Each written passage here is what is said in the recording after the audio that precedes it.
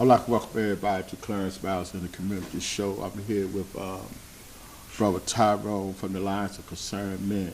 This is Clarence Miles in the Community, right here on the historical Langston Dwellings Complex. We're here to not only just to talk about lives, but to save lives. But we're here at the historical Langston community because this is where we had Janice Wade McCree, one of the community presidents of Langston, where she's always doing community service work. And I remember I was here with Tyron Parker right here, a guy who gave me an opportunity to get my youth program started, United Our Youth. Tyron Parker was my supervisor, my role model, my mentor, my guidance. And I just want to let y'all know that I appreciate you, Tyron Parker, for being there for me. Thank you. Through the last 25 to 30 years. I learned a lot. Yeah. And as you see where I'm at today, it's all because you gave me an opportunity and a chance. But my thing is, this ain't about me, it's about you. It's about me here sharing, and you sharing your leadership skills, your commitment to Washington, D.C., your commitment to the Alliance of Concerned Men, but your commitment as a father in a community, and your commitment to helping disadvantaged youth here in the District of Columbia. And I appreciate you. You gave me so much awareness, so much guidance, so much discipline. It's never enough. Like Charlie said, oh yeah, oh yeah, oh yeah. But I'm here with Tyron Parker, and I just want to ask you, Tyron, can you give us a little bit of something about your upcoming Washingtonian? How you came up, and we're gonna come through the childhood, through the rankings, and then we're gonna move the thing right on up, and we're gonna move on. But I'm just gonna turn it over to you. Thank you, Clarence. To God be the glory. Yes, sir. For the spirit that He has set. Yes, sir. Clarence, you came prepared. Yes, in the sense of wanting to do the work. Yes, so you've been a blessing to the Alliance as well as to the community on the whole. Mm-hmm. I remember so well when Rico Alpha Rush brought you on board and began to work with you and fellowship with you. Mm-hmm. But your spirit was just like laser. Mm-hmm. You wanted to get out to help the people. So man, it's such an honor to be here today and to be a part of this form of communication. As you made mention of, the Alliance being in this particular area, Langston Terrace, with Janice, yes, sir. Who was an alumni of Eastern High School, yeah. and which brings an additional spirit to the Alliance of Concerned Men, because the majority of us was from Eastern. Yeah, and she loved y'all too. Yeah, she loved, and we loved her. Yeah, and we loved her. It was a blessing to be here, and as you made mention of, this historical community, Langston Terrace.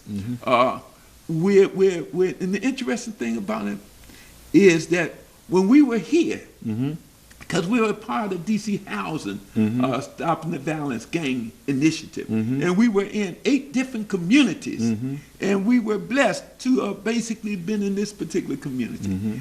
With you here. Yeah. With you here, who basically helped to set a foundation in the spirit of love, concern, commitment for people. When we were here, if you could probably recall where we would have some problems with Trinidad. Trinidad and Langston Terrace was at war with each other.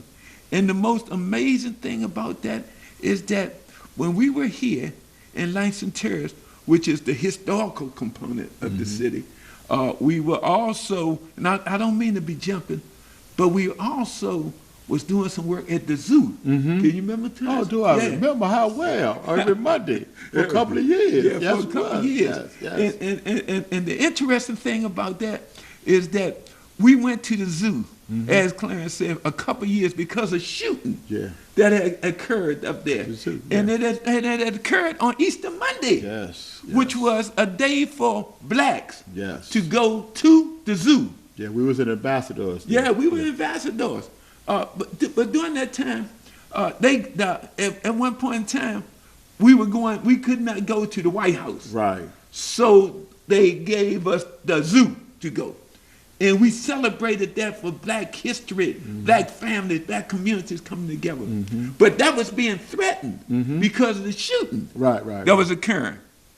And the interesting thing about it is that we was in Langston Terrace, historical aspects of the city, by virtue of Eleanor Roosevelt, who basically needed a place for workers to work, to live at while they was building the city. Blacks, let me remind you, blacks, while they was building the city. And we were so blessed to be in the zoo, stopping the violence, and in Langston Terrace, stopping the violence. So God had commissioned us to have been able to be so successful in both of those areas. Yes. Yeah. And you remember? I remember very well. Yeah. I remember very well going up to the zoo. I remember the young man who got shot, the young man who shot the person, and the young man who received the shot. We was able to work with both parents. Both parents. That's right. Both parents was able to come together. That's right. And to forgive and forget. And That's right there today, we still had a relationship with them. That's and the kids, we would still work with the kids behind the wall, just as well in front of the wall. I mean, they was back on, some was on the street, and some, it just. Man, we just done so many beautiful things. It's just never enough to talk about. It's never enough to say. It's more than enough. And everything we did was history making. It was history making. And as you say, we were able to bring the mothers together. Yeah. That's Miss the key Bates, element.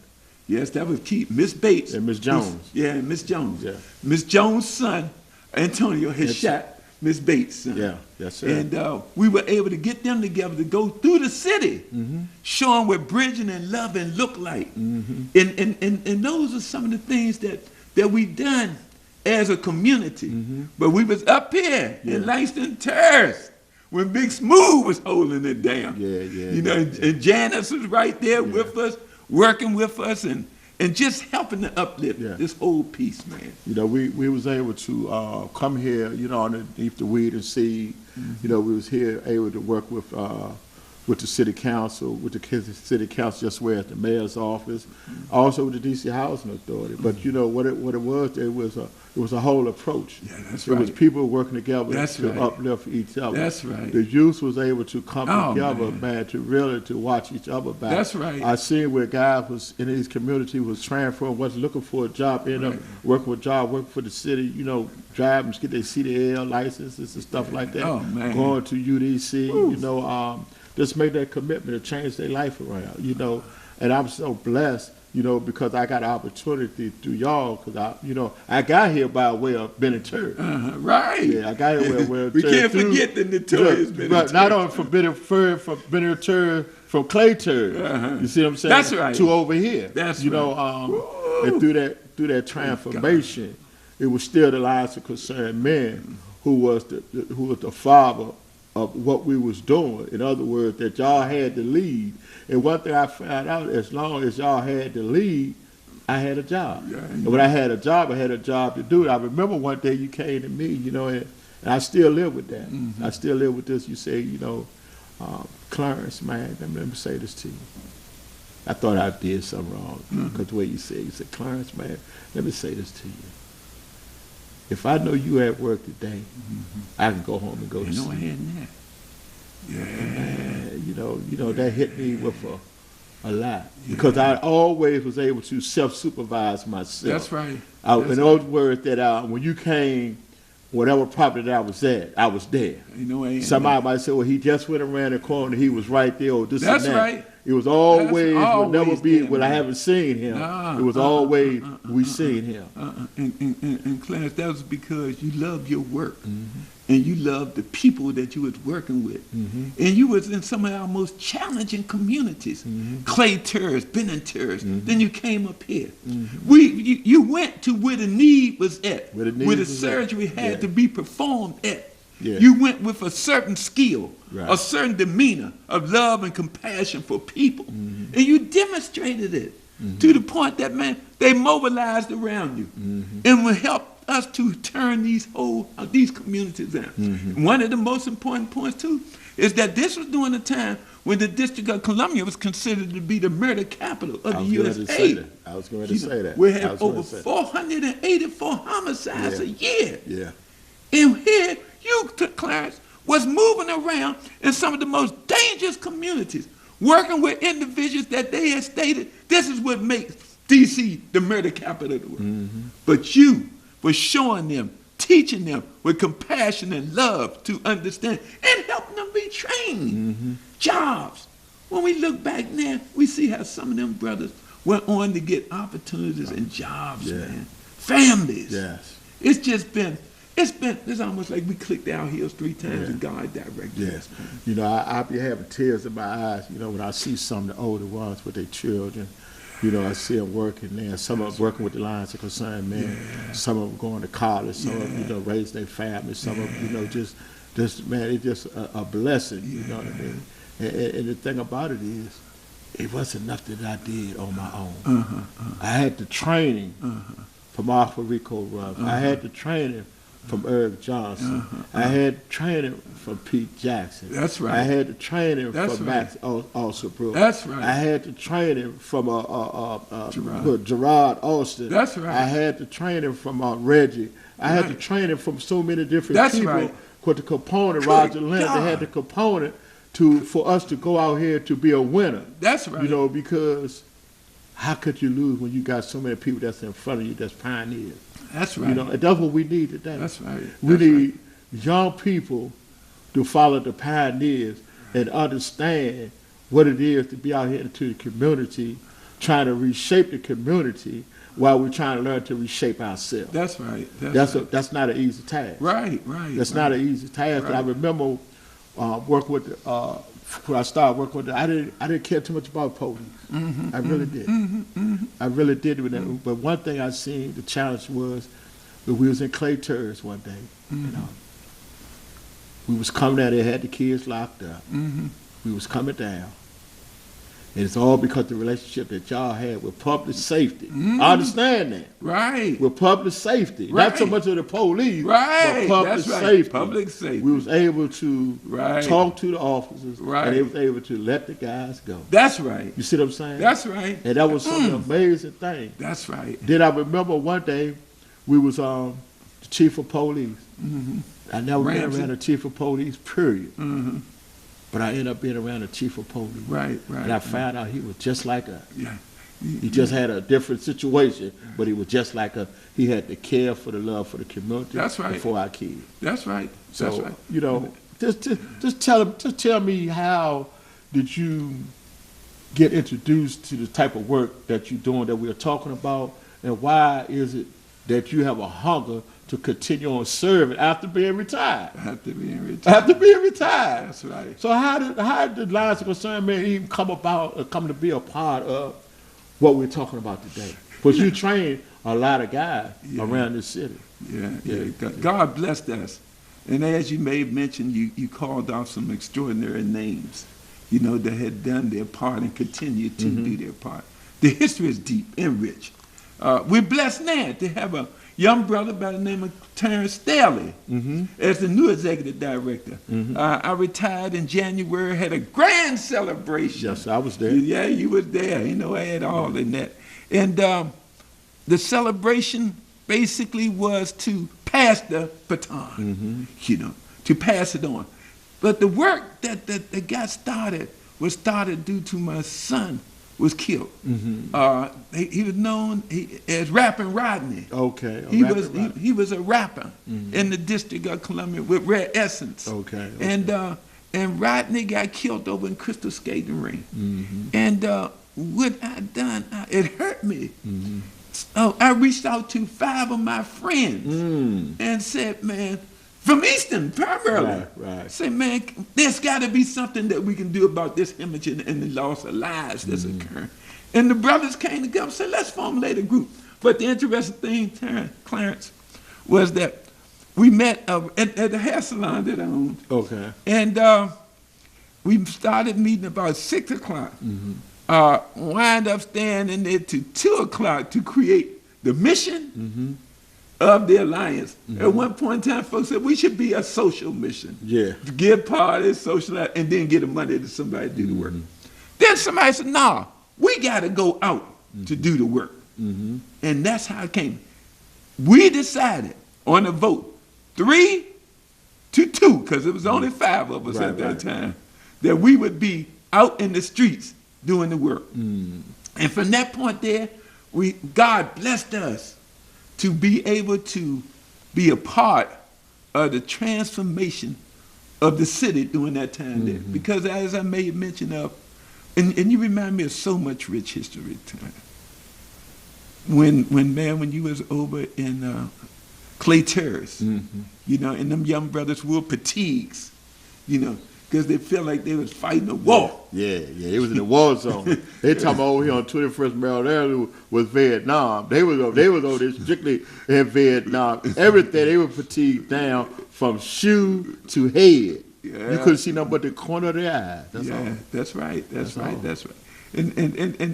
But man, in the corner of their eyes, they saw hope. Yeah.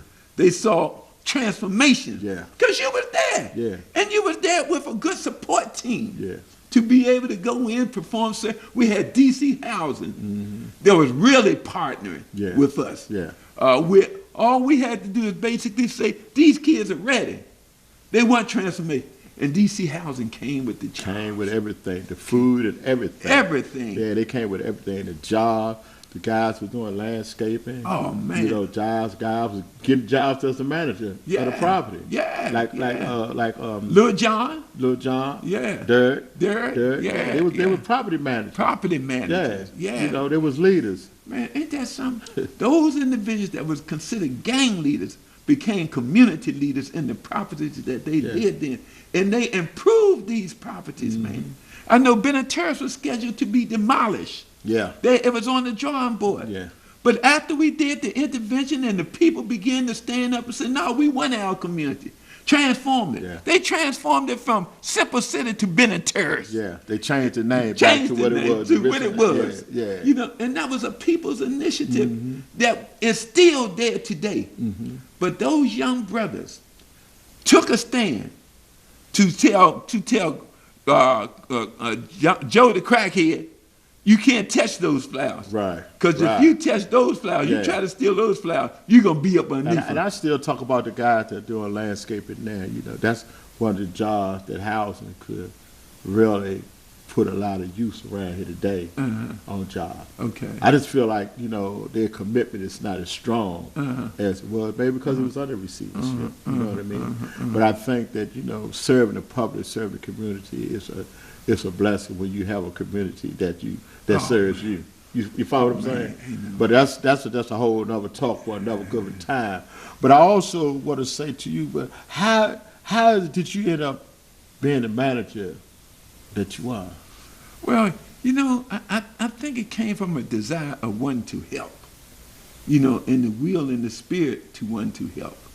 And just to be a good servant allow for you to be a good manager, you know, to be able to see what the needs of the people are and being there to serve the people. And then being able to get good people. That we was fortunate, Clarence, to get good, strong black men that came with integrity, morals, and principles, and would not compromise and negotiate or sacrifice it. Had one mission, and that was our community. And we loved each other. Yeah. So it was not hard for me to be, what God had commissioned me to be, a good supporter, a good leader, because I had good, strong people around me. Look at you. Look at Rico that was there with us. Look at Pete Jackson. Look at Mac also Brooks. Look at Eric Johnson. Even now, today, when I look at Larry McMichael, I look at Terrence Staley, I look at Stanley, I look at Clayton, I look at what we have produced. And that is the message, that's the spirit. That it was never a period with us. It was always a comma. And you went out to show what the model is.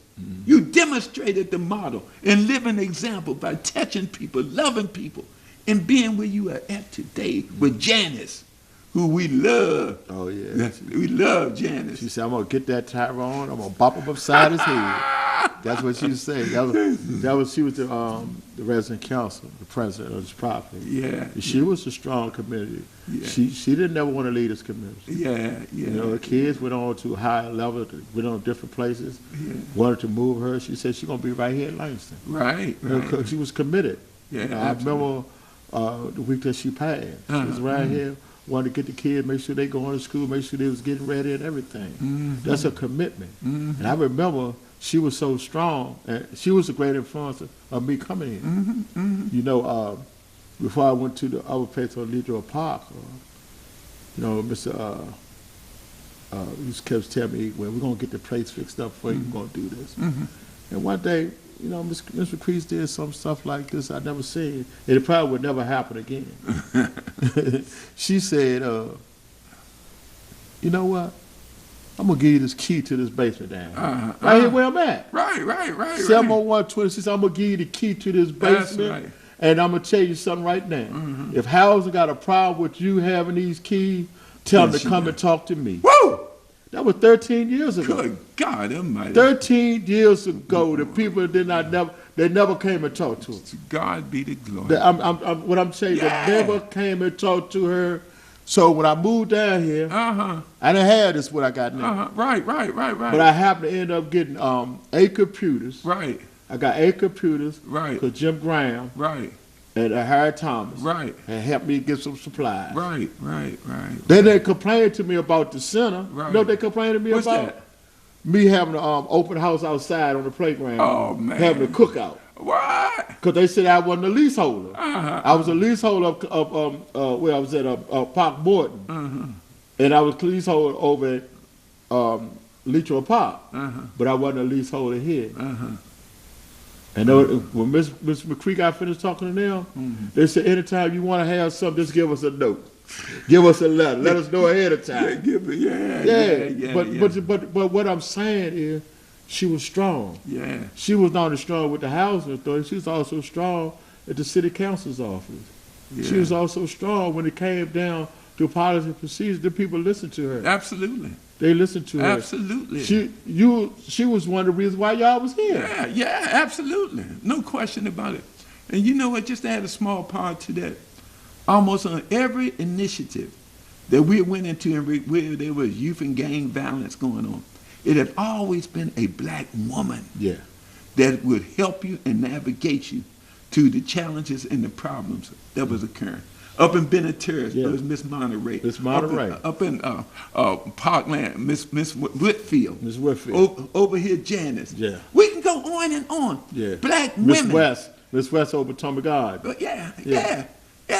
We can go on and on. Yeah. To show you where black women have been there, holding it down until black men came to do their part. To God be the glory. And they held it until they saw black men that would come to do it. The kids listened to them, but they had to have men that will give them the instructions on which way to go. And we've been so extraordinarily blessed. You know? But not only did we have community partners, we had institutional partners where we had American University that helped to create our conflict resolution manual that we work with in the contents of youth and gang violence. We teach people now, how do you deal with your anger?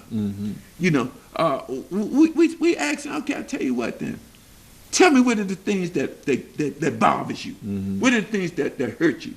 First thing they say, well, somebody saying something to me. Somebody disrespecting me. Somebody carrying me. Somebody being in my community in my hood that shouldn't be there. Then we ask, what are the things that soothe you?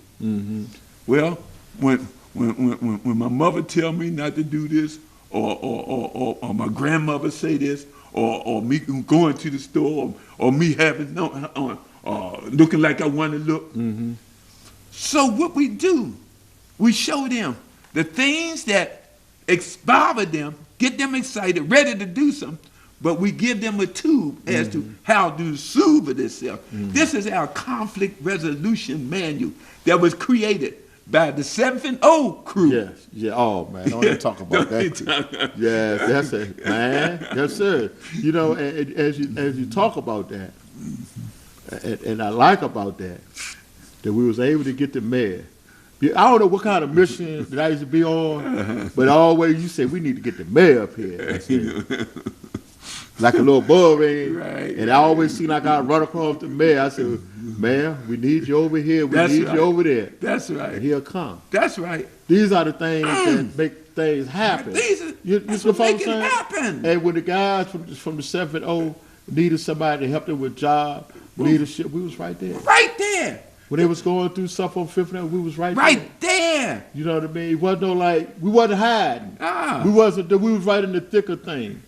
Right. That's what's happening. Man, we got to train our people. Mm-hmm. We're really, it's how to do because this. See, right now, even though it's a lot of activities going on out there in the street, it's not the way that it was when we was out there. Right. We couldn't turn around and slide around the corner, walk away from the situation. Right. You had to be there and be strong. Right. You know, today I look at our city, you know, and the transformation that we have, and I just think we just need some more serious interaction or the training of how do we deal with conflict resolution. Right. You know what? And as you said that, and you're absolutely correct, a deeper dive into training. And it seems like, man, during the time, Big Smooth.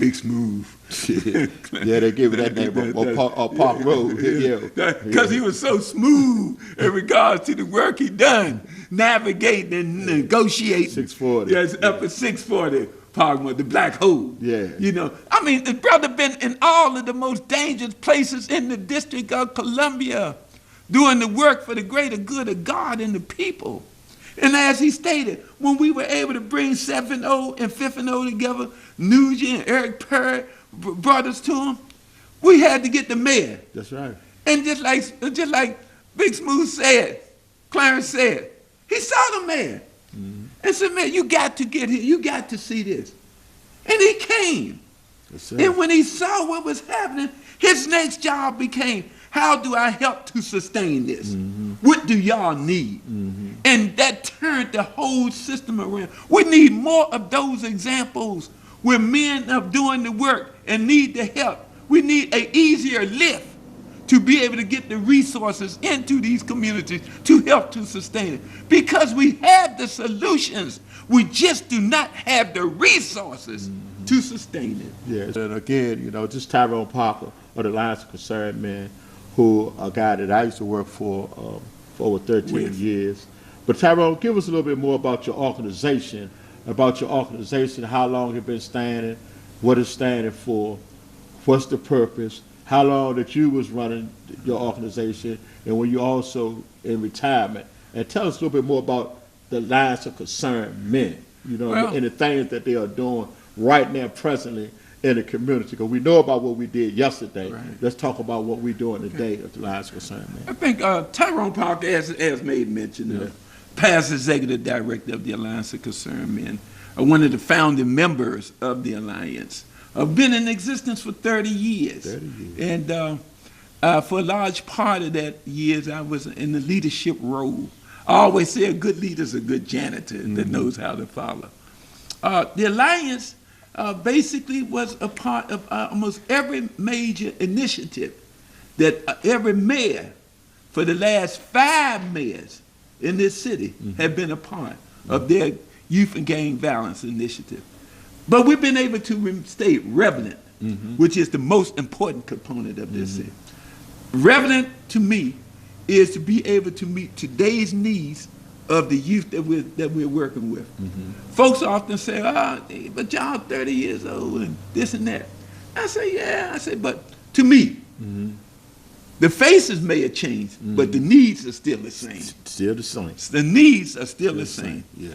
And the Alliance of Concerned Men is now, we are working with, we have 3-4 major initiatives within the city. We are working with Cure the Streets up in Highland, and we've just received the award to work and Ben Tours. And we are working with DC youth in regards to the District of Columbia. We're with our accredited messenger program, which is in New Beginnings, where we work with the youth that are part of the judiciary system. What is New Beginnings? New Beginnings is the old creation of Oak Hill for the old timers that's here. New Beginnings is a facility that basically is working and housing our youth, juveniles, that have been sentenced to a sentence structure in New Beginnings. And Cure the Streets and Critical Message, what are their role within these communities or inside the institutions? Well, Cure the Streets is a national initiative that came to the District of Columbia. And basically, their concept is very similar to, Clarence, to what we always been doing. You know, working with the youth, bringing public safety and building the communities. So in that sense, it was a smooth transition for us. And we're working with them out the U.S. Attorney's Office. Ned Carl Racine is basically the director of the Cure the Streets. And we also have an exciting initiative that we call our OG initiative, Original Gangsters initiative, where we basically have tapped some of the brothers that had notorious reputations and relationships in the streets, but as well as in the prisons, where they had integrity, morals, and principles.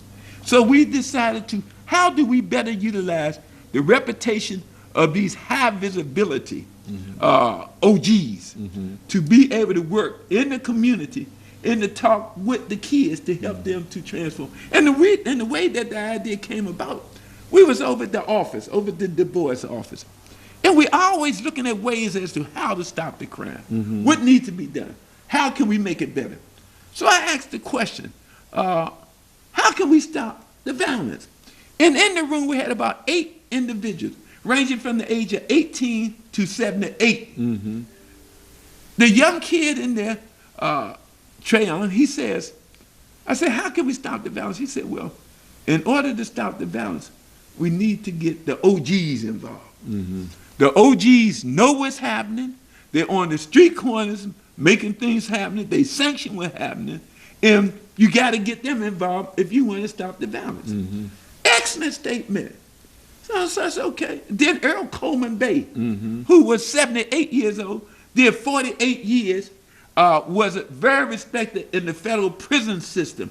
His word was law in the federal prison system. Has stopped riots, saved police lives, stopped gang intervention. And Earl said, Tyron, he's saying the truth. You got to get the OGs involved in it. So that's what we began to do at that point. We began then to get the OGs to go to the communities to talk to the kids and build relationships with them.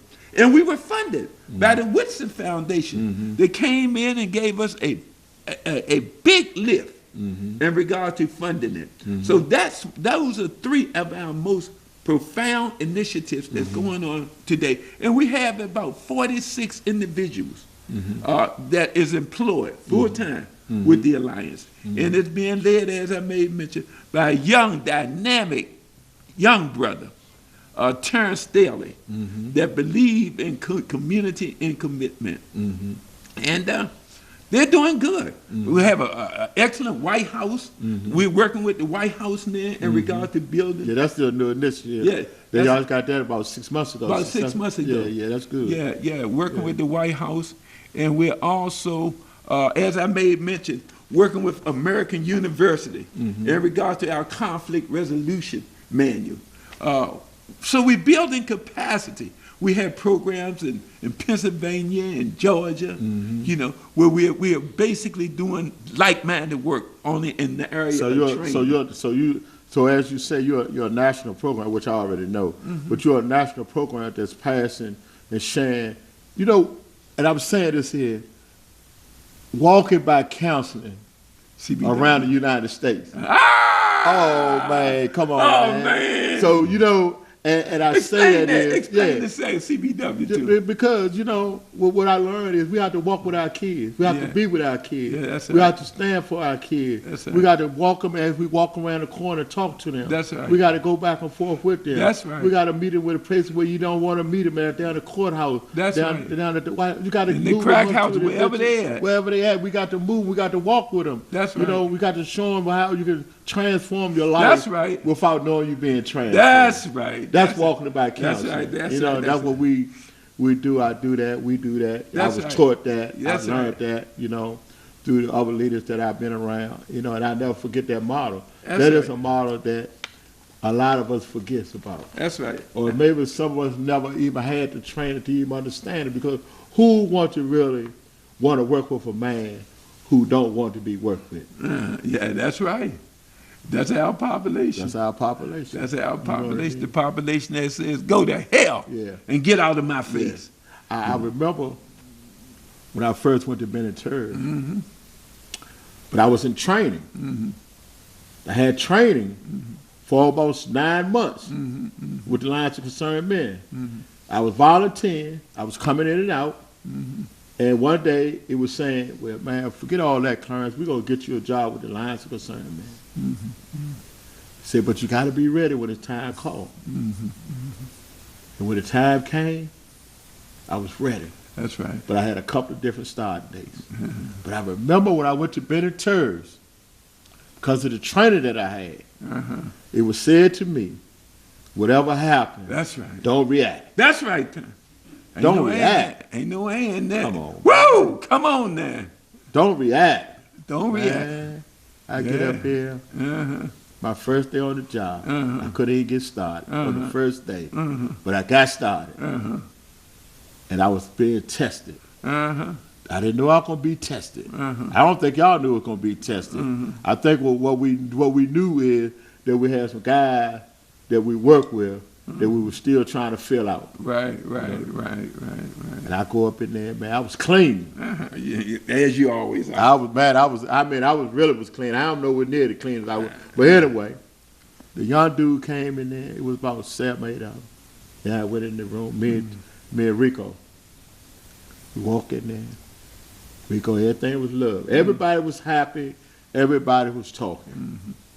But when one dude came in there, the whole room shifted. I didn't know because I was new. And I heard the dude say, Rico, every time I turn around, y'all keep bringing all these police people up in here. Because everybody was the police to them. They didn't care who it was. Everybody was the police. And what they were saying was, we told y'all about bringing all them police down here. But they were talking about me. But I knew I wasn't no police. I didn't understand what he was saying. But I seen him go pick up a gallon. I said, man, I don't think I was saying to myself, man, about to throw this paint on me. About to throw this paint on me. I said, man, God.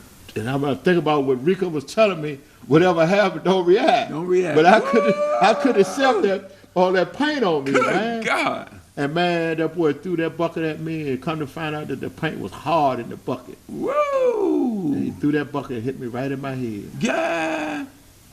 I was mad. Yeah, I know you was. Man, I was mad. I sit there, and I was like, wasn't in shock, but what I'm gonna do, what gonna happen next? That's right.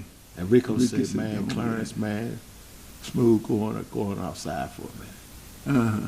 That was the turning point for me. Uh-huh. Went outside.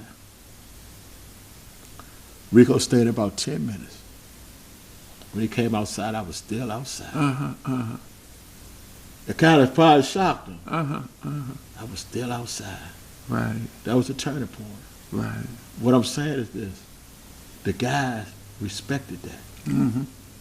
They didn't respect it that day or that week, Uh-huh. but they respected it because I ended up coming back to work. Right. Work with them same guys. Right. Work with the same guy that hit me with the bucket. Right. Because to find out the same guy that hit me with the bucket, I was with his father on the block. Uh-huh. And then we built our relationship. Right. Me and his mother, I knew his mother. Right. I didn't know him, but I heard Right. his mother talking about her 2 sons. Right. I'm saying, but that was a turning point. Right. The guys respected me ever since because everybody else, a lot of guys have been coming and leaving, not sticking and staying. That's right. And they respected me. Them the guys gave me my rites of passage. That's right. I say that right now. That's how the Lions concerned men. I was with them, and I ended up getting the rites of passage. I was too scared to work on my own. Right. They said, man, you can get your own job. You can do this and you do that. I was too scared because I'm used to working for people. Right. But y'all that already was walking me by counseling me anyway. Right. You see what I'm saying? That's how I started with the Lions concerned men. Right. Because the kids kept telling me what I could do. And what I'm saying is, all because I was put in a position. Right. But who had all power? Right. You know what, Clarence, as you mentioned that, it also takes me back to even Rico itself. Yeah. Say, don't react. Yeah. Where Derek picked up his computer, Rico's computer, in front of Rico and just slammed it on the ground. Yeah. And looked at Rico, and said, what you gonna do? In the senses of what he done. Mm-hmm. But all Rico did was smile and looked at him. And do you know, to this day, they the best of friends. When that boy Derek got married, Rico Rush was his best man. Yeah. And come to find out that the boy was so bothered about Rico because Rico looked like his father. Right. And he hated his father. Yeah. But Rico taught the concept of don't panic. Yeah. Just stay there. Yeah. And be the example. And that's we had a program up there called our Beef program. Yeah. And our Beef program was the silver bullet for us. Belief, values, images, and fears. That was our Beef program. Yeah. Taking the beef out of the beef. Yeah. In that spirit there. And the Beef program is a program that we facilitated in. And we would walk the kids through, what are your beliefs? Why do you believe this here? And build around that. What you believe? What is it? What's your value? How you value things? How you see things? And then the image that you projected. How you carrying it? How people see you. And the fears that you might have. Right. I better do him before he do me. Right. We dealt with the basic aspects of human behavior and taught them how to deal with it themselves. So the Beef program, that's the model. That's it. That was the silver bullet. That's why, Tyron Parker is a household name right now today. Because you teaches us and you taught us and you continue on teaching us the style of what it is when being confronted with a situation that we can make a difference. That's right. That's right. It's just Tyron Parker of the Lions are concerned, man. I just can't say it enough. I'm so glad to see you here, brother, on the show, man. Brother. Every time I see you, it always adds joy to my spirit and to me, because I know the commitment that you bring to the table, and I know the consistency of the commitment that you bring to the table. You are an example. I'm not just saying this, man.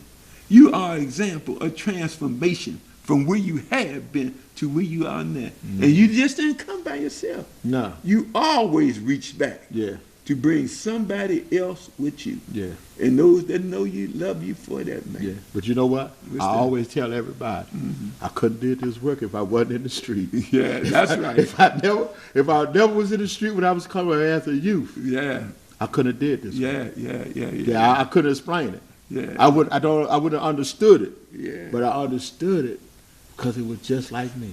Yeah. And you know what? And you made mention of the CBW counseling by walking. Yeah. Putting your arms around them, and walking on their territory. Yeah. And then the going legal piece, because a lot of our kids were stealing cars or driving without driver's license. Right. Yeah. And we would tell them, say, okay, man, we want you to get your driver's license, because if something happened to you, then you're going to jail unnecessary. Or some of them have custody orders out on for non-support. So we cleaned them up. We call it going legal. So when they transform into a job, they did not have to worry about the police. Because the jobs they were stealing so many cars during that time when we was working together from Ben and Terrors. Out there, that was the hub right there, the Ben and Terrors and over the Clay Terrors, where they were stealing so many cars. Right. I mean, they doing it now, but it's not the way they used to. No, it's nowhere near the level that it was. So we had a lot of turning points that we came. You like the murder situation had went all the way down to 88 murders. 88. We was at a turning point, from the highs to the lowest. Absolutely. And my mindset, Ben and Terrace helped to lead the spiral down because Ben and Terrace was known as the most dangerous place in Southeast D.C. by virtue of how many people. The Wall Street Journal stated it was 55 people killed in a 5-block period in a 3-year period of time. Dan Rather stated it was 57 in a 5-block 3-year period of time.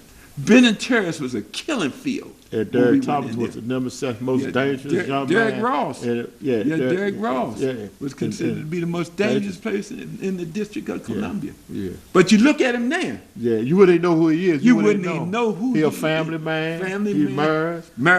Lived in New Orleans. New Orleans. Worked out his own youth program and all that. The same way. And he married another gang leader. Another gang leader from 640. From 640. Yeah.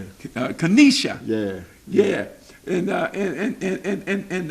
the interesting thing about it is that he married a gang leader, and their biggest difference now is one is crazy about the Cowboys and the other love the Redskins. Yeah. That's the only difference they got. Yeah, man. So I was able to. I remember when I first started. I think I was with the Lions concern. I don't think I was there about 98. Man, y'all gave me time. I want you to take these kids to the Bahamas.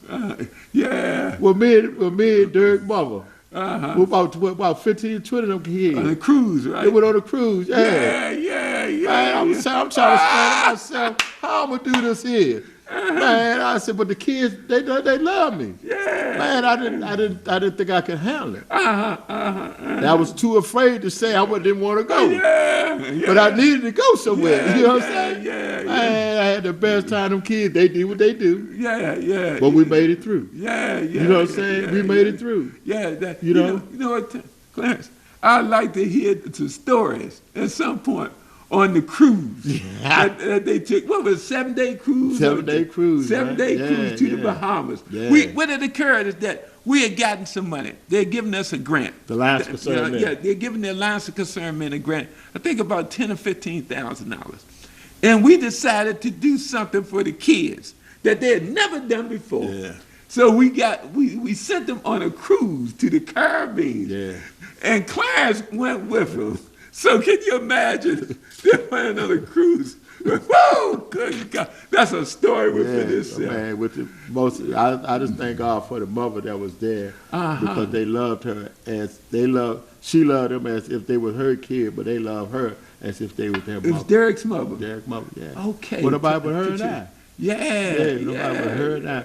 Going through Port Authority, going through the airport, coming back, and all this stuff. God. Man, and dealing with their attitudes. And, man. But the point was, it helped me grow up. It helped me grow up. That's a story within itself. If the Lord didn't think I could handle it, He would never put me on that mission. He never put you on that. So this is why I'm so grateful. Good God. For where I'm at. I always hear the brother always say he want to hear my story. I never too. I'm always excited about my story, but I'm always excited about somebody else's story. That's right. I try to keep mine hidden. Because we are not normal people. They do us extraordinary things. You know what I mean? It's been a blessing. And the thing about it is that we have met many challenges. Right. I always talk about today's challenge. Today's challenge. What would it that you think that can make a difference in our community that we haven't tried before that could make a difference in our community? Well, you know what? I believe, as I made mention that the faces may be new, but the needs are still the same. Still the same. I think that we can almost do some of the same things that was there, showing people love, showing people concern, caring about them. CBW, counseling by walking, going legal, helping them during their legal situation, helping them to get a job. Helping them to understand their responsibilities of community and purpose. These are the things that are relevant today as they was yesterday. And as I look at the manual, I look at the things that we taught, the things that we basically are doing there. So, but the training, as you stated, is the key. We've got to teach our people how to minimize the violence when they see it, and how to stay focused to why they are there to do the job. And once I think that they truly understand what a crisis look like, Yeah. and being able to deal with a crisis through training, and being able to resolve it. Those are the things, and it's got to be practical. Right. And they should be taught by people that have actually experienced it, Yeah. not those that had learned it. Yeah, yeah. So and That's that's my where opinion. I could be this wrong. is why I asked you to come here, because I could get a lot of people to talk about public safety, juvenile justice, and stuff like that. I get a lot of people to talk about, but disperses. I'm talking about 30 years. I'm talking about not 5 years or 10. I'm talking about 30 years of pure commitment. Started from out your trunk, because you ain't always had a place. Y'all started out your trunk. Trunk of the car. Yeah. Yeah, that's how we I roll. remember when we was up on East Capitol. Went on East Capitol, Miss Brown wouldn't even give us off. Yeah, man, yeah. Yeah, 37, they wouldn't even give us office. I remember one time when we were celebrating the kid's birthday, Yeah, and the church wouldn't open the door yeah, for us. yeah.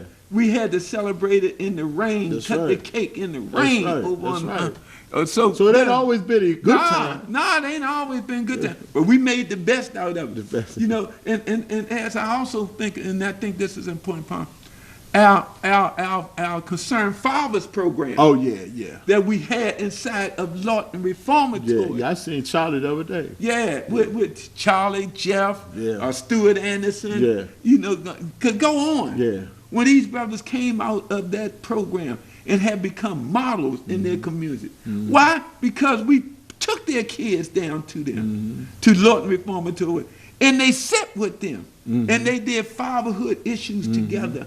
And also we negotiated the truth when we had Dominique and Hank Come on, over in man. Prince George's Prince County. George County, that's right. That we negotiated truth, and That's the right. truth came from their father that was locked up in Louisville doing life. Yeah.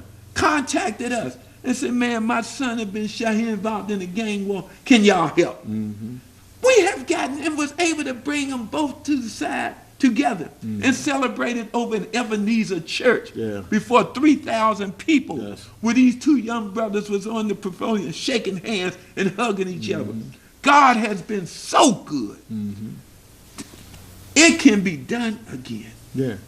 You know, in every life is always a turning point. But I heard you say earlier, it took the females to really turn some things around. Yeah. But today we're trying to see if we can get our fathers to turn some things around, because that's where our biggest challenge is at. Right. I'm not a good person when it comes down to kids walking around with their pants hanging down. I'm just not a good person with that. Right. And I just know, I just know a lot of them be home disrespect their grandmother, disrespect their mother, because they're around their grandmother, they're around their mother, they're around their sister. Then I got to be around doing that in front. It's just not a good look. And how do we as fathers, uncles, and brothers, or how do we get our kids to redirect their closing drive? Where they be able to pull their pants up. Right. You know what I mean? That makes a big difference. It makes a big difference. A major difference, Yeah. man. When you come in our office, the Alliance office, you take your hat off and you pull your pants up. And we understand the impact of those two things to set discipline in regards to one's behavior, to be able to take the next step. And amazing, we don't have hardly no objections Right, about those things. right. No objections. And I about think that's a turning point that can help us nationally. Yeah. And I say that it's because a lot of times our kids may not know, because some of them grew into that type of living like that. But if we take the initiative to readdress our dress, I think the code and the mannerism, well, a lot of that will kind of like take a shape of a form. Right. As we come up, as our younger folks come up in today's world. That's right. These are That's the right. things that we just cannot overlook. I can't overlook. When they come down here, my center, and look, you got to pull your pants up. That's right. That's mandatory. That's We're just right. not gonna, I can't allow you to keep walking around like that. These are the things that we have to talk about in the household, around about That's our right. fathers And our uncles, they're so not want to speak to our kids, Right. our nephews, That's our right. sons. We That's seem to get them full control over what we done lost within Yeah. ourselves. Yeah. So these are the challenges that we'll meet today for our kids to be going to a turning point of where they're at today, because it starts and ends, like I said, at home. It Yeah. didn't always pick up in the street. You pick that up when you leave Yeah. home. Yeah. You Yeah. know, so Yeah. this is why I always say that we have to do a better, I don't include myself out, we have to be a better person, a better model to our kids, because these are the challenges. You know, I had a brother who have a heck of a program. He said, well, the kids, if the kids still getting their certifications, getting their degrees, and they pass, it's cool. Yeah, it's cool, but it's not cool, because we still need to bring a closure to how we readdress ourselves. And that's all in today's time. Everything is in time. And these are the things that I learned from the Lines of Concern, man. I want to tell you that I appreciate you again for being here. But we're going to wind ourselves down to this close of the segment. But I'm going to go ahead and give you 2 or 3 or 4 minutes to do what you got to do, or do what you got to say. And we're going to wrap this up. And I just want to tell you again, thank God for the Lines of Concern, man. You know what?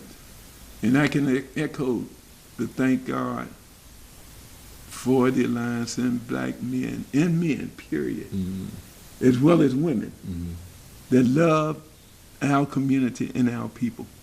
I could say, don't give up, regardless of how challenging the situation may appear to be. Don't give up. Just keep doing what you're doing, and we will turn this ocean liner around. There you go. The common denominator is you. Them being able to see that you have love and concern for them. When you see them on the street corners, or you see them hanging out, say hi to them. Speak to them. Try to build a relationship with them. So at some point you could come back and say, man, what I saw the other day, it didn't seem like you. Or what's happening, you can make a difference. Talk to them. Build a relationship with them. And it's as simple as that. It's not, we don't have to lift the whole world. Just one child, one step at one time will make the major difference in that child's life. So with that, do y'all have ladies work with y'all? Oh, certainly. Oh, Miss Rondi is our principal lady. At this point here now, out of the, I would say 3/4 of our staff is females. Okay, Lines of Concern women. Yeah, Okay, Lines of Concern. gotcha. And there's been some concern. Say, Tyron, why don't you all change your name to the Lines of Concern Men and Women? Yeah. And that was one of the last things I left on the drawing board with Clarence, with Terrence. Terrence, this is your football to carry across the field. Yeah. Because it's been, quite a few. The women has been simply fantastic in regards to our organization. Cool. They are at every level. We have a Miss Beverly Smith that's over there running the organization, know everything about it, back and forth. We got Miss Clayton that's in our main office. We have Miss Rondi. We have Miss Abani, who does our financial work. I can go on. Yeah. We got a deep commitment. Okay, cool. So this is Clarence Miles in the community. We're going to wrap it up with Brother Tyron Parker, formerly the director of the Lines of Concern, man. Formerly my mentor, formerly, everything is formal. That means that we don't go on past a lot of different levels, but we remain the same. That's right. I mean? The gift that I received from you, I would never be able to get another gift the way I've gotten today, or to serve the community. This is Clarence Miles in the community, and what we're here is a historic Langston dwelling. And what we do, we try to bring the story fresh off the press for those who care the most about our community. That's right. So with no further ado, I will check with y'all again next week for a brand new show. To God be the glory. Oh, let me say one thing before we do that. Can we leave your name, telephone number, anybody who's trying to get in touch with you? Anything? Okay, Tyrone Parker, I can be reached on area code 202-903-1002. Again, Tyrone Parker, 202-903-1002. And I'm a good servant. Please remember that. The best janitor that you ever want to The best janitor you ever want to meet. That's right. Ain't no end there. Okay. Okay. Yes. That's it. Yes. Thank you, man.